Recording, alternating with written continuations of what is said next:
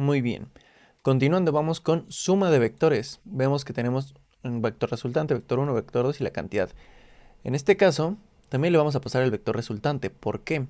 Porque si no sobreescribiríamos vector 1 y vector 2. Entonces, para hacer la suma, vamos a hacer la suma del vector 1 más la suma del vector 2 y eso se lo vamos a asignar al vector resultante. Pero ¿cómo se hace la suma de vectores?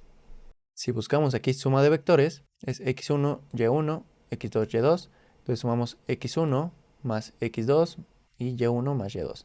Entonces es componente a componente. Vamos a crear nuestra función sumVectors. La vamos a crear aquí abajito.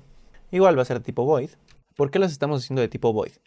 Porque no estamos retornando nada, sino simplemente como estamos trabajando por valores por referencia, ya que los recibimos, se editan y no necesitamos regresar nada. Entonces void sumVectors.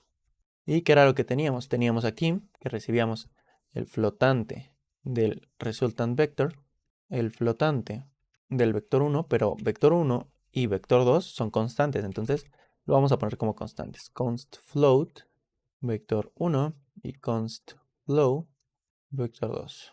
También tenemos la cantidad, int quantity. Listo, ya tenemos esto. Ahora vector. Listo, ahora sumVectors ya aparece bien y ya no hay ningún error. Entonces sumVectors. Ahora, ¿cómo hacemos la suma de vectores? Recordamos que era componente a componente. Entonces, como es componente a componente, vamos a utilizar un ciclo for para acceder al índice del vector 1 y sumarlo al vector 2 en el mismo índice. Y eso se lo vamos a asignar al vector resultante en el mismo índice. ¿Esto cómo lo vamos a hacer? Simplemente vamos a crear un ciclo for i igual a 0 y menor a la cantidad. Y simplemente vamos a poner aquí resultant vector en el índice i.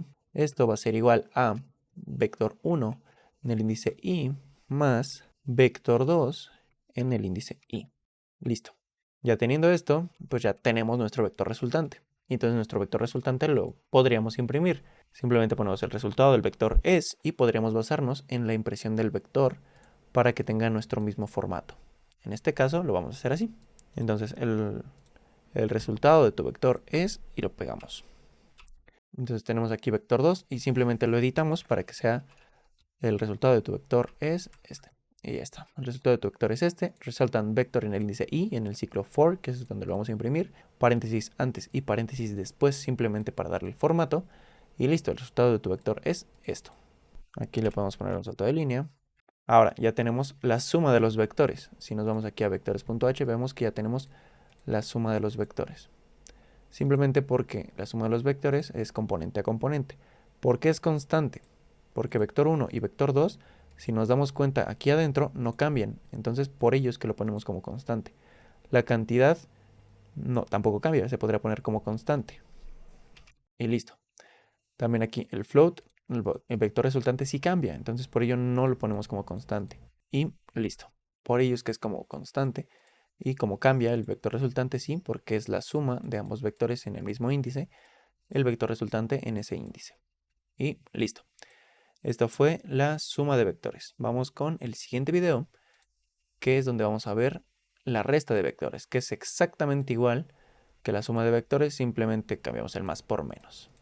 Entonces, pues vamos al siguiente video.